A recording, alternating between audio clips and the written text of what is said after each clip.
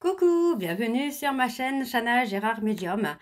Je vous retrouve aujourd'hui pour un nouveau podcast concernant mon parcours de flamme jumelle pour aborder un peu les sujets que moi j'ai pu traverser. Donc aujourd'hui ce sera les foudres karmiques qui se sont produits donc la nuit noire de l'âme finalement. Donc ma nuit noire de l'âme qui s'est passée très lentement, vraiment étape par étape. Ça a commencé dès la première rupture avec mon jumeau. Et les choses se sont enchaînées, mais vraiment, en me laissant des petits de temps de pause, on va dire, de quelques mois, de quelques semaines, quelques jours. Mais finalement, plus j'avançais, plus les foudres karmiques étaient très intenses, très dures, très difficiles à vivre et réveillaient finalement en moi un trauma que je n'avais pas encore travaillé.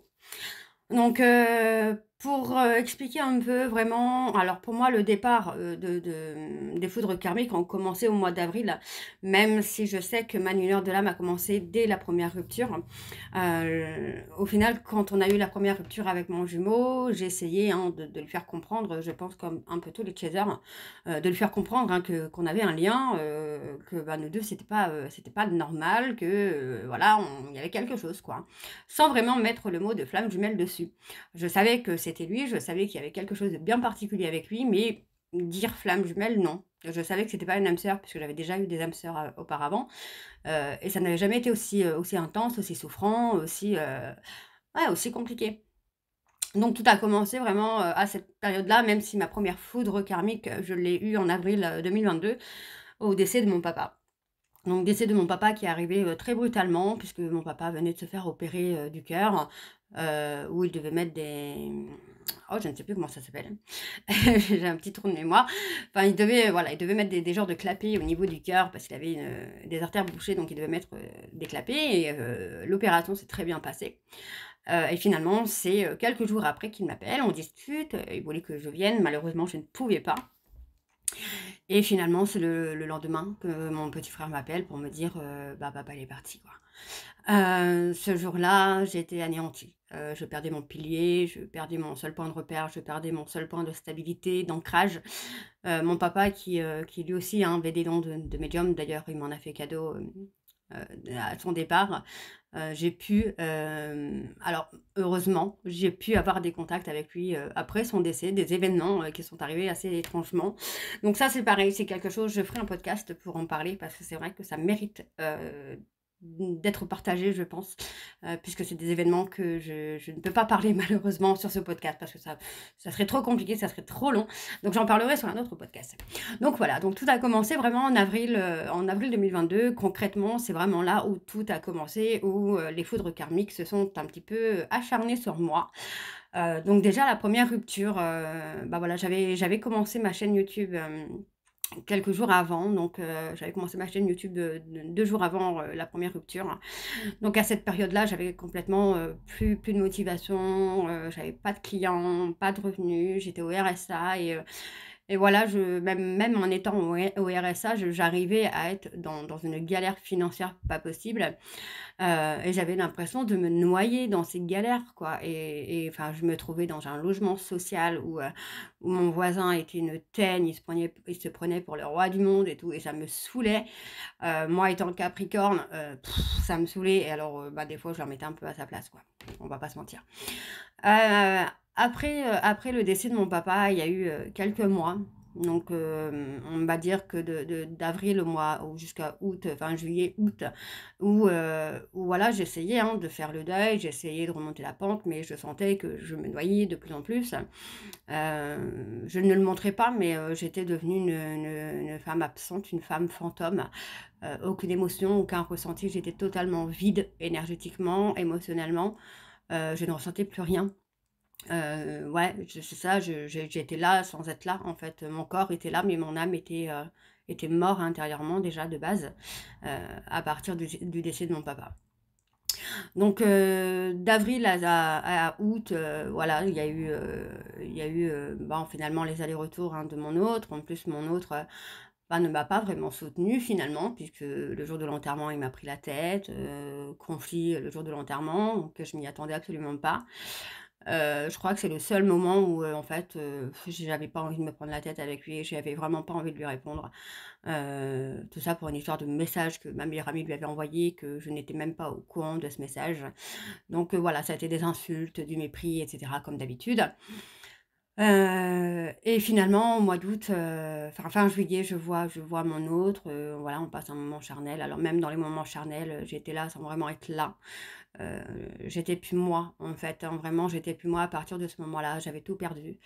Donc on se voit, on passe un moment charnel et quelques jours après, voilà, on se prend la tête, pour une bêtise encore une fois, hein, monsieur voulait qu'on discute, bah, je lui dis: «Oui, vas-y discute, je suis là, je prépare à manger à mes enfants, mais je suis là, je t'écoute, je me pose et je t'écoute».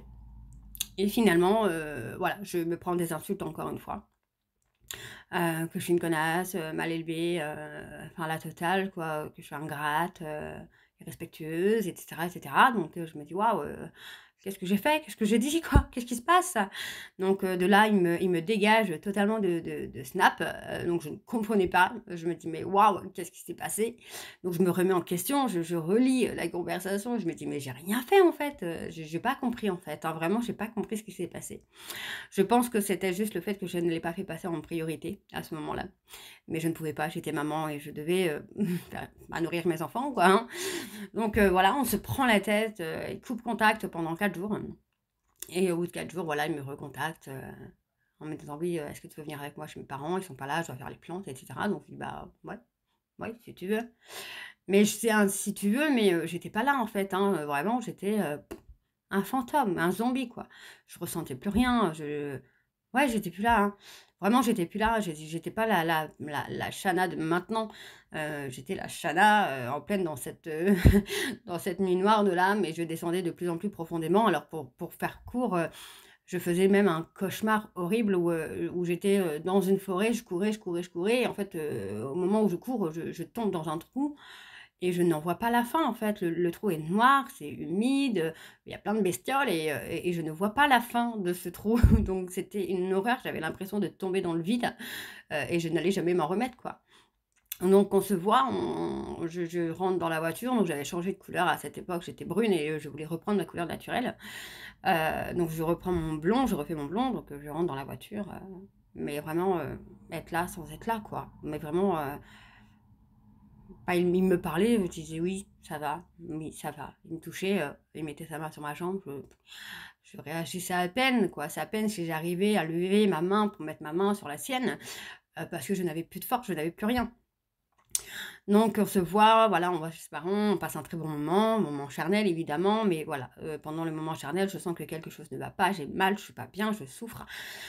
Et lui, il le voit, hein, lui voit très bien que ça va pas, il me demande: «Ça va?» Je lui dis: «Oui», parce que voilà, je me dis: «Si je dis non, ben, il va se mettre en rogne et il va me dégager, quoi». Donc je lui dis: «Non, non, ça va, je supporte la douleur, tant bien que mal». Et avant de partir, voilà, je passe aux toilettes et je m'aperçois que je perds du sang et que quelque chose ne va pas. Donc je ne dis rien, je rentre chez moi, tranquillement en espérant qu'il n'y ait pas une tache de sang qui apparaît, sur ma robe. Et quand je rentre, chez moi, je comprends très vite que, bah, voilà, je suis en train de faire une fausse couche. Donc j'attends, je j'appelle pas les pompiers, je pars pas à l'hôpital, je suis toute seule chez moi, je me dis: «Bon, bah, voilà, j'ai perdu mon père, je fais une fausse couche, qu'est-ce qui va se passer ensuite, quoi?» Donc bah, finalement, la douleur devient trop intense. Pour ceux et celles qui ont fait des fausses couches, vous savez comment ça se passe. Des contractions hyper douloureuses, donc j'appelle les pompiers et j'étais sur, une maison à étages.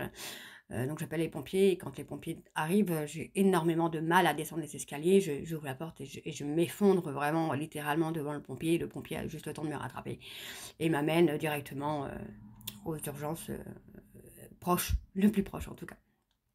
Donc voilà, les choses s'enchaînent, à quelques mois d'intervalle, quelques semaines, d'octobre 2022, voilà, gros clash, gros clash avec mon jumeau, et pareil, il m'anéantit avec des mots hyper durs, hyper forts, hyper blessants, hyper humiliants, en me disant, «Oui, ben, voilà, mon ex est mieux que toi». Et tout ça, c'est parti d'une simple photo où je le vois sur une photo avec un chat et je lui dis: «Mais, bah, ils sont où tes bêtes à toi?» En fait, je lui pose juste cette question-là et lui, il me répond: «Beh, c'est le chat de mon ex». Mais qu'est-ce que j'en ai à faire que c'est le chat de ton ex, en fait? C'était même pas la question. La question, c'était: «Où étaient tes animaux à toi?»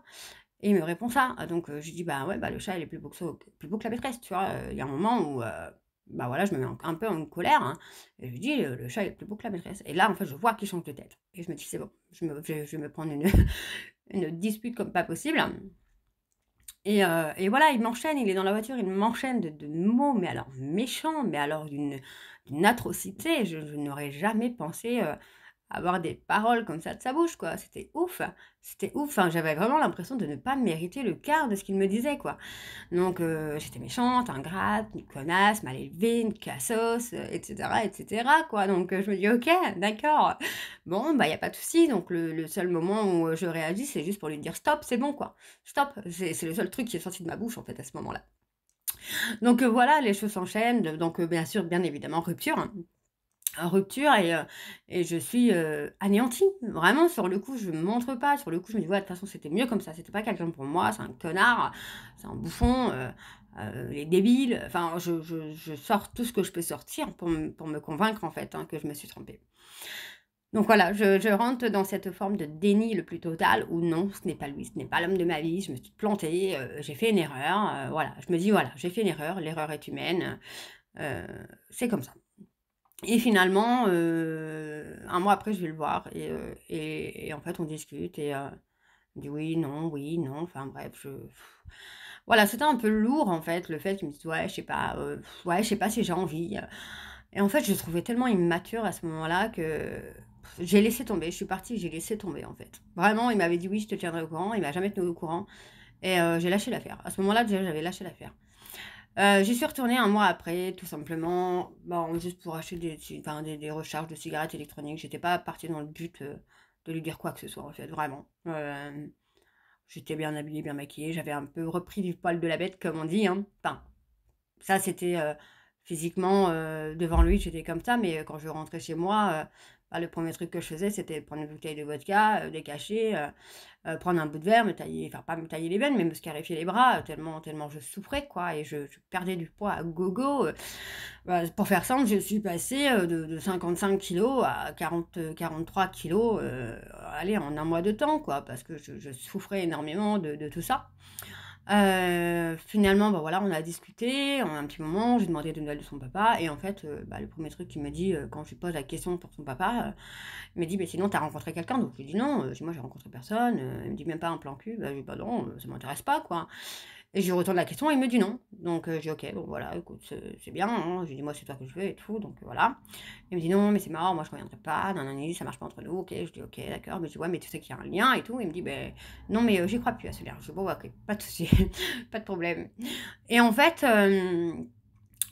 il vient me dire que oui, qu'il m'a croisée avec mon nouveau mec et cetera et cetera. Non, ça c'est venu un peu plus tard, cette histoire. En fait, moi j'avais rencontré un monsieur, donc Bruno, hein, avec qui j'étais, amie, j'avais rencontré en janvier et c'est lui qui m'avait, conseillé de reprendre le contact avec mon jumeau et chose que moi je ne voulais pas. Heu, il m'a convaincue de le faire, donc je l'ai fait, on a repris contact, on a discuté. Mais en fait, ça n'allait pas, ça n'allait pas. Enfin, il y avait quelque chose qui me dérangeait, en fait, comme si je sentais qu'il y avait un truc. Et finalement, en fait, bah, j'ai revu mon jumeau 1 mois après, donc en février. Et là, il me dit qu'il a quelqu'un et tout, qu'il m'a croisé au magasin avec sa meuf, qu'il m'a croisé moi avec mon nouveau mec, alors que, bah, c'était juste improbable puisque, bah, en fait, bah, depuis cette période où on s'était pris la tête, je n'étais pas, repartie dans ce magasin-là. Je ne l'avais jamais vu avec sa meuf et tout et il me sort des mots, mais je dis: «Mais waouh! Mais qu'est-ce que c'est que ce mec? Comment peut-il parler des femmes comme ça? C'est juste dingue!» Enfin, je ne pensais pas qu'il pouvait être aussi irrespectueux envers les femmes, vraiment. Mais je pense que c'était un peu une image qu'il se donnait parce que, enfin, mon jumeau, c'est un nounours. En vrai, c'est un nounours, c'est une perle. Sauf qu'il avait son masque, de macho, narcissique, enfin tout, quoi. Donc on s'est revus en février, on a passé un très bon moment encore une fois, hein, comme toujours, de toute façon, enfin quand on se revoyait comme ça, mais après des périodes de silence, d'absence, On se revoyait, c'était comme si on s'était jamais quitté, quoi. Et c'était, assez bizarre, assez étrange.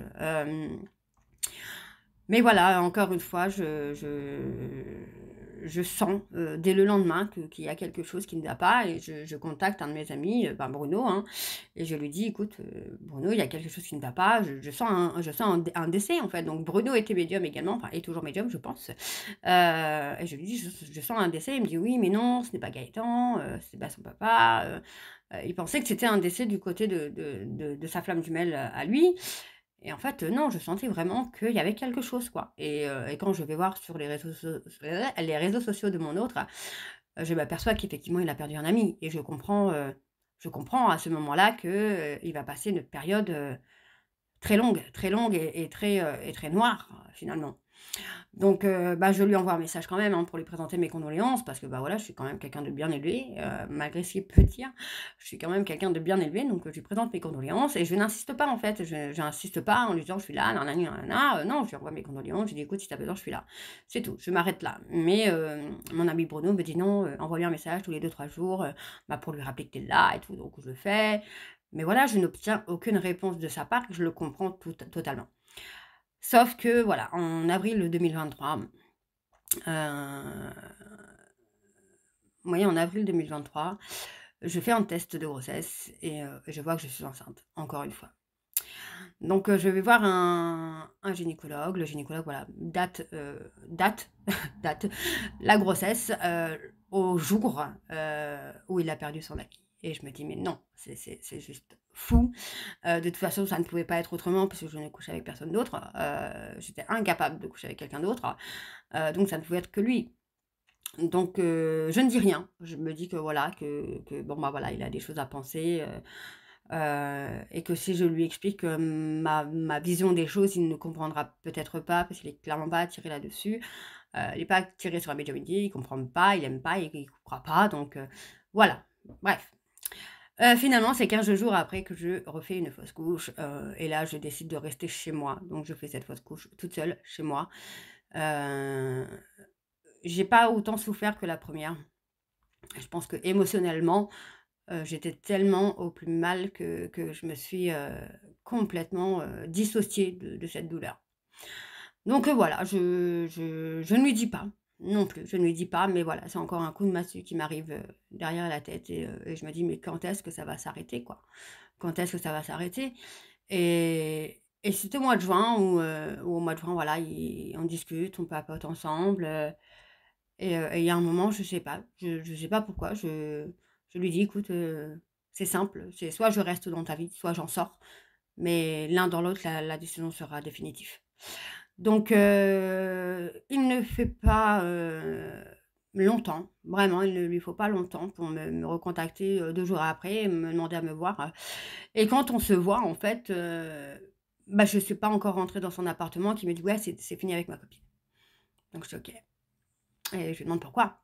Et il me dit: «Parce qu'elle veut pas s'engager». Mais je dis: «Mais c'est dingue, c'est dingue». Je dis: «Moi, je suis là, je veux m'engager, je veux faire ma vie avec toi, je veux plein de choses avec toi et toi, tu veux pas de moi et tu veux d'une nana qui veut pas s'engager, mais c'est quoi ce délire, hein?» Donc là, je me pose 50 000 questions. Je me dis: «Mais je suis pas assez bien pour lui, je suis pas assez belle» et j'avais toujours cette phrase dans ma tête de que son ex était mieux que moi qui me tournait, dans le cerveau, quoi, hein, autant être honnête. Et en fait, j'étais pas bien, j'étais vraiment pas bien. Je descendais chaque jour un peu plus bas, dans les dépendances, dans les scarifications, je m'insultais moi-même. Je me souviens même qu'une fois, j'ai écrit dans mon journal, «Je mérite que de mourir, je voudrais brûler vif, je me déteste, je me dégoûte, tu grosse, t'es moche, t'es laide, tu sers à rien», et ouais, j'ai été dans un moment où, c'était ultra compliqué pour moi. J'étais tellement malade, tellement affaiblie que même amener mes enfants à l'école, je ne pouvais pas. Je ne pouvais pas, pas parce que je ne voulais pas, mais parce que je n'y arrivais pas. Je sortais de chez moi, j'avais des angoisses, des crises d'angoisse énormes. Donc je restais enfermée chez moi, mais quand je vous dis chez moi, c'est je restais enfermée dans ma chambre, les fenêtres fermées, les rideaux fermés. J'avais énormément de mal à sortir et c'est le papa de mes enfants qui me disait: «Allez, vas-y, sors, viens avec les enfants, viens, on va jouer, viens, on va faire ci. C'est lui qui était là, malgré qu'on était séparés maintenant depuis plusieurs mois. Depuis 1 an à cette époque, on était séparés, il était toujours là. Il me ramassait à la petite cuillère à chaque fois que mon jumeau me dégageait, quoi. Donc voilà, on a eu un moment où, je me suis dit: «Bon allez, je vais me motiver, je vais reprendre mon permis». Et là encore, en fait, il m'est arrivé que des galères. Je suis tombée sur un moniteur, qui m'a agressée. J'ai même cru qu'il allait me frapper. Il m'a agressée, psychologiquement, ça a été une torture. Finalement, j'arrête avec cette personne, je prends une femme. Je me dis: «Au moins comme ça, je serai tranquille, je serai sûre qu'elle sera opérationnelle». Finalement, ben non, la nana, tombe enceinte. Alors attention, hein, bien évidemment, rien n'est de sa faute, mais elle tombe enceinte et elle est alitée parce qu'elle a une grossesse compliquée. Donc je me dis: «OK, pas de souci, bon, bah, c'est pas grave, je vais attendre qu'elle revienne» et cetera et finalement, je m'aperçois, 6 mois, 9 mois, 1 an, elle est toujours pas revenue. Donc je me dis: «Bon, bah, il faut que je reprenne mes heures» et je reprends un homme et en fait, je prends 2 heures avec ce gars-là et en fait, ce gars-là passe, ben, 3 enfin, passe 1 heure et demie à me draguer et 30 minutes, à me faire de la conduite et encore. Donc j'ai tout stoppé, la nana est revenue quelque temps après ça, donc j'ai repris 1 heure avec elle et en fait, j'étais tellement, mais tellement dans le chaos le plus total que j'arrivais même pas à conduire. J'ai failli me faire renverser par un camion. Donc je peux vous dire que quand j'ai failli me faire renverser par un camion, elle a eu juste le temps de freiner, mais vraiment de aller à 1 mètre du camion, sinon on était mortes toutes les 2, quoi. Ça m'a tellement choquée que j'avais besoin de voir mon jumeau à ce moment-là, donc je lui dis: «J'ai besoin de te voir. J'ai besoin de passer entre guillemets «mes nerfs» sur lui» et ma façon à moi, c'était d'avoir du charnel avec lui pour oublier, pour passer à autre chose, enfin pour, oublier cette histoire de camion, quoi. Ça m'avait tellement choquée qu'il fallait que je pense à autre chose. Et finalement, voilà, on arrive à 2024 où, enfin fin 2023, où il s'annonce, enfin au mois d'août, 2023 où, voilà, je lui dis: «Je repense, je suis pas bien». Elle me dit: «Ah bon, qu'est-ce qui se passe?» Donc je lui dis: «Écoute, ça va pas, je suis pas bien, j'ai pas le moral et tout». Donc il décide de venir chez moi. Quand il vient chez moi, il me demande ce qui se passe. Donc je lui dis: «Ça va, t'inquiète». Donc il me dit: «Ouais, je suis pas venue pour rien, je suis venue parce que tu allais pas bien et tout». Donc enfin il me dit: «Je suis venue parce que ma copine n'allait pas bien, donc enfin si tu me parles pas, ça sert à rien». Donc je lui dis: «Bah, je dis écoute, je repense, à la fausse couche que j'ai faite».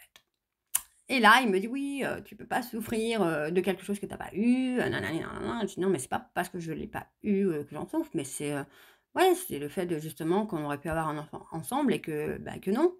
Donc il me dit: «Oui, tu aurais aimé avoir un enfant avec moi». Je dis: «Bah, évidemment, c'est logique, enfin ça me paraît logique». Et là, il me dit: «Mais non, ceux qui veulent des enfants, c'est égoïste».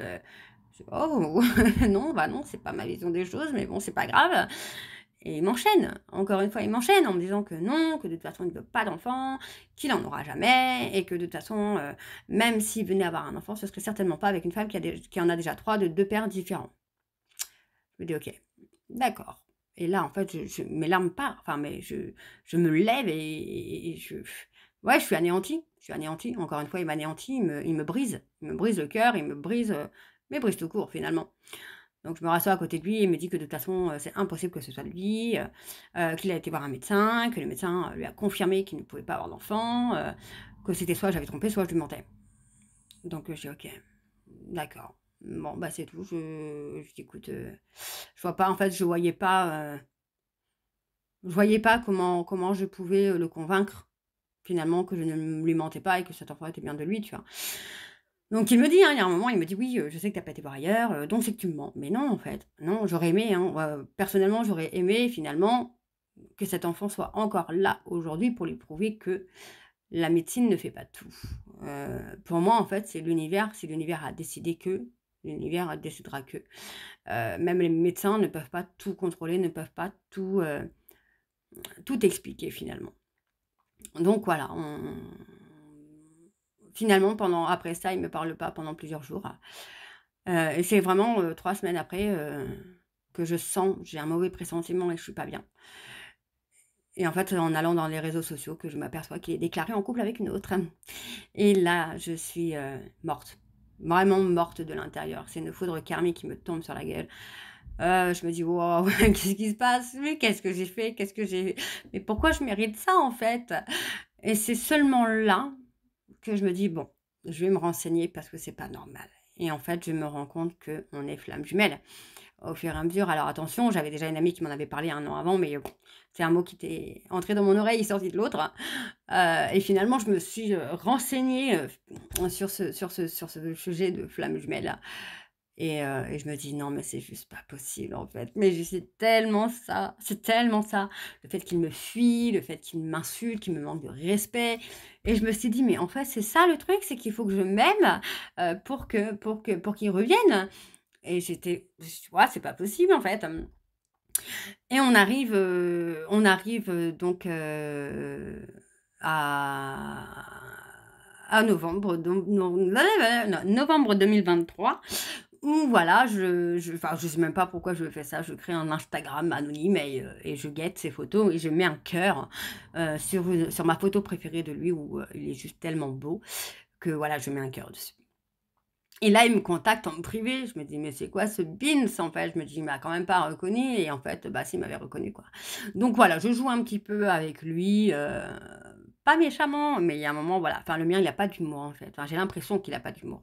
Il a de l'humour, mais en fait, c'est vraiment, lui qui décide avec qui, quoi.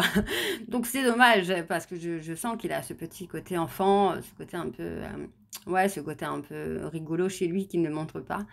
Mais voilà, enfin bref, c'est pas grave.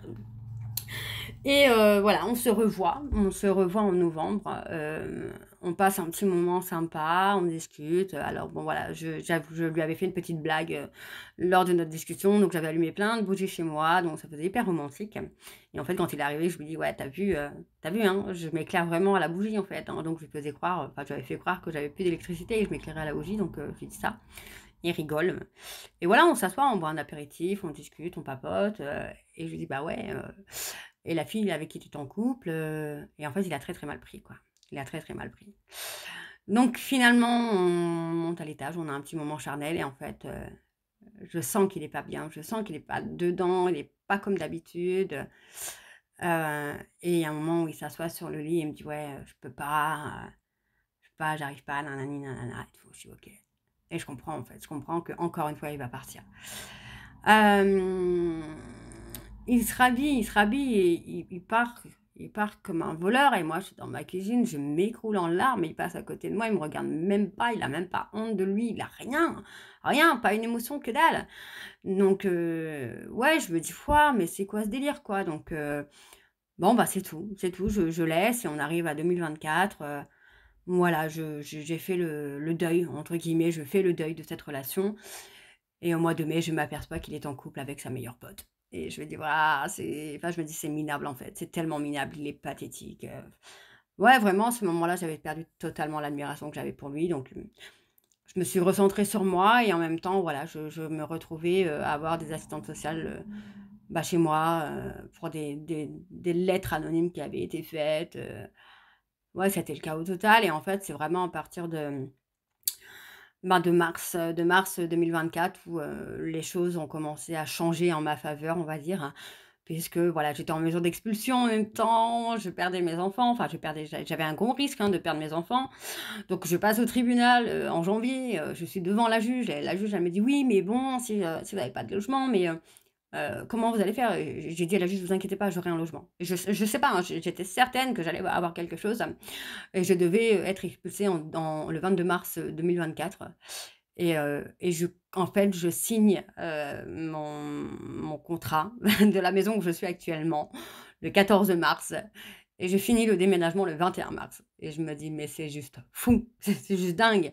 Et tout ça grâce à une amie de mon frère, qui avait, une maison de libre à côté de chez elle. On en a parlé à mon frère. Elle connaissait très bien le propriétaire, donc elle lui en a parlé. Le propriétaire, il m'a laissé la maison. Donc tout tout tout s'est emboîté à partir du moment où j'ai dit: «Stop», en fait. À partir du moment où j'ai dit: «Stop», voilà, c'était tout, quoi. Donc bah, je me suis recentrée sur moi, le travail, ça reprenait, le côté financier remontait de plus belle, moi, j'étais bien dans ma vie. Enfin, tout allait bien, mon jumeau ne me manquait pas et à la limite, je voulais même pas le revoir, en fait. Donc il y a un moment où je me rappelle, il m'écrit, il me dit: «Ouais, j'aimerais qu'on se voit, nanani». Ben, je lui dis: «Écoute, si tu veux». Je dis: «Il y a pas de souci, on peut se voir, tu sais que je suis là, on peut discuter, nanani nanana et tout, mais voilà, bah, finalement, il se passera rien». Mais il se se serait rien passé. Donc, il me dit: «Ah non, mais c'est pas pour ça que je venais et tout». Bah, je dis: «OK, ben, donc dans ce cas-là, pas de souci». Bah, je dis: «C'est pas grave, je dis: «Tu qu'à m'apprendre à danser». Et il me répond: «Je ne crois pas que ma copine apprécierait qu'on danse». Mais je me suis dit: «Mais quoi?» Mais genre le gars veut venir chez moi, je suis pas sûre que ta copine apprécierait que tu viennes revoir ton ex, que tu couches avec. Donc, le fait de danser ensemble était un peu bizarre. Enfin, pour moi, ça me paraissait tellement, incompréhensible. Donc finalement, il était pas venu. Donc c'est pas grave, j'ai laissé, enfin moi, pour moi personnellement, je m'en foutais, je le trouvais pathétique, je le trouvais minable, je le trouvais pas beau, je le trouvais, enfin il avait tout perdu, hein, vraiment pour moi il avait tout perdu. Et c'est là que j'ai commencé à atteindre ma complétude. Donc voilà, je ferai un autre podcast sur la complétude. Mais voilà, ma nuit noire de l'âme, mes foudres karmiques ont été très longues, et ça s'est vraiment fait petit à petit. Là, j'ai parlé des événements les plus importants qui se sont produits dans ma vie pendant ma nuit noire de l'âme. Il y a eu des petits événements, hein, comme ma maman qui a fait des tentatives de suicide, moi qui ai perdu beaucoup de poids, j'ai fait des allers-retours à l'hôpital, des fois infarctus, enfin j'ai fait beaucoup de choses. Heu, mais voilà, ça c'est des choses que vous pourrez retrouver donc dans mon livre, Flammes jumelles, les confessions d'une chaser. Mais voilà, ça a été, ouais, elle a été très longue, très insidieuse, chaotique, enfin je pensais ne jamais, me sortir de cette nuit noire de l'âme. Donc, voilà, j'espère que ce podcast vous plaira. Donc n'hésitez pas à me dire en commentaire si ça vous parle, si ça vous parle pas, si vous avez vécu la même chose ou pas. Moi je vous embrasse. J'espère vraiment pouvoir faire un autre podcast très bientôt. N'hésitez pas si vous souhaitez avoir un suivi de Flammes jumelles, identifier votre lien ou le valider, il y a pas de souci, je vous mets le lien donc de la plateforme de réservation juste en dessous, juste en barre de description. Et moi je vous retrouve très bientôt pour la suite d'un prochain podcast. Je vous embrasse, je vous dis à très bientôt et prenez soin de vous. Bisous.